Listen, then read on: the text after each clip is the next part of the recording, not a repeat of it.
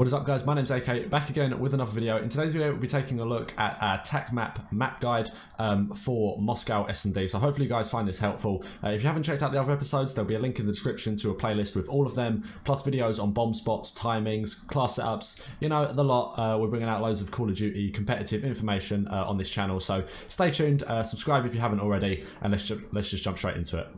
So we'll be starting off on the attack side. Now, if you have seen these videos before, you'll know we do two attack and two defense strats. So we'll be starting off on the attack side, and essentially it's going to be an A push. Now, A is the primarily played bomb spot on this map. It's the much favoured bomb site. It just tends to be where people go.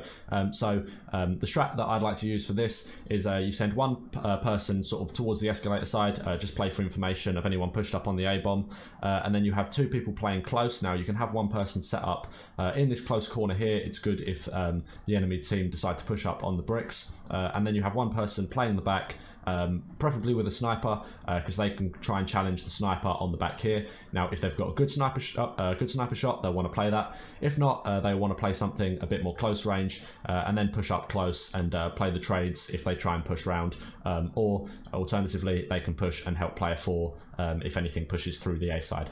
Now, the last player you're going to want them to go mid. Essentially, they're going to be watching the escalator push, so that these players can push up here without having to worry about getting shot in the back. Now, I'd start with a push up onto the heady, seeing if anything pushes on this outer side here.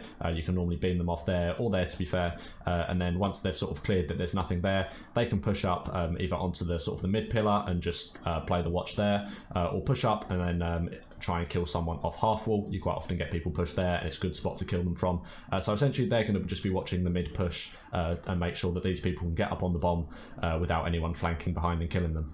So from here, you're going to have to pick up some kills, really. You can't do much on the A-bomb site without that kill pressure, but once you've got them, you can push up, get someone to plant, have one person wrap back maybe to watch the flank. I don't know where exactly you'd want them. It probably there isn't the best position, but somewhere in the back to watch the flank, or playing a close corner, maybe here to watch the flank.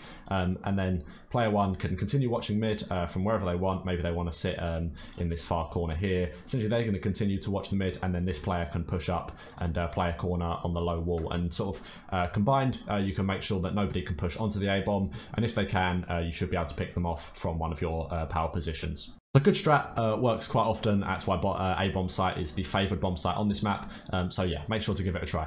Now, if you know me, you know I love breaking the meta. I love doing things that are different to what everyone else does. So essentially, the different thing to do on this map is to actually go B. So what I thought I'd do is I'd show you one of our good B strats that I like to do.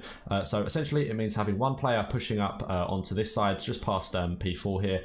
They can watch the mid map if anything pushes through here, or try and challenge the half wall. They definitely want to Krig, something long range, maybe even a sniper.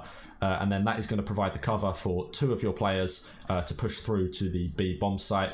They're just going to push up this side of the map and then head into the site and try and get the bomb down. Now, you'll definitely want subs here, preferably both of them, but if not, definitely one of them, just because inside here you're going to be at quite close range, and if the enemy see that there is nothing pushed towards A, the first thing they're going to do is sort of wrap through this door here.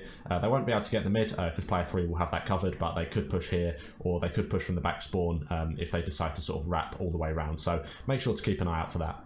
Lastly, player 4 is going to be sitting on this mid side as well. Now, essentially, they're going to be watching the top escalator push, because if they go A, they might try and flank. They might push down through the top escalator, so they can pick up that. Or if not, they can help out their player 3 here. They can push up, and they can hopefully help get a trade or pick up the kill for anyone who's sitting half full. That's quite a common thing to do, and that does also give you a nice position to be able to watch the escalators from here. So player 4 can push up and essentially get mid control for your team.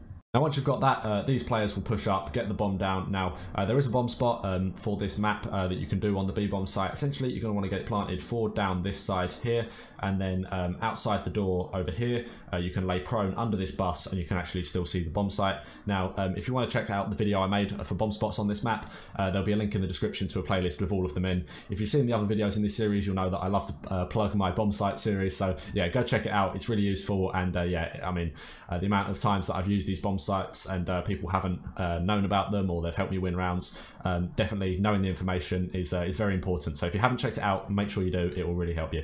But yeah, so essentially the rest of that strat is just going to be playing around the B bomb site. Player 3 can push up if they want, just to watch the outer street. Player 2 can then maybe sit in the window. And essentially you just want to play your life, play the bomb timer, and make sure you have one player set up outside watching the bomb from the little prone spot behind the bus. I did mention in that video that you don't want to do that alone, simply because people might check the outer bus. But from playing a lot more, I've realised that nobody ever does. It's an amazing spot actually.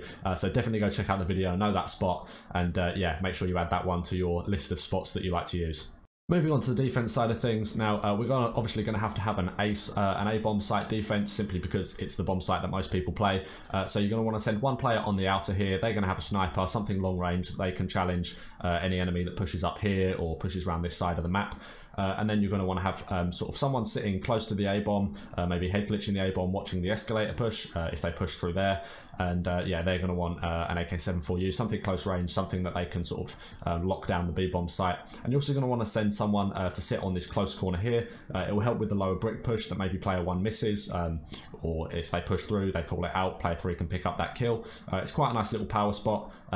Most people don't check it immediately. I mean, they normally do check it, but I think if you're there, you can probably pick up the kill. And then you're going to want to send player 4 to watch your mid, essentially to protect against sort of a extra push for the escalators. And essentially they're just going to get you some mid-map control. Now if they do end up pushing A, maybe a few of these players die, maybe 2 and 3 die.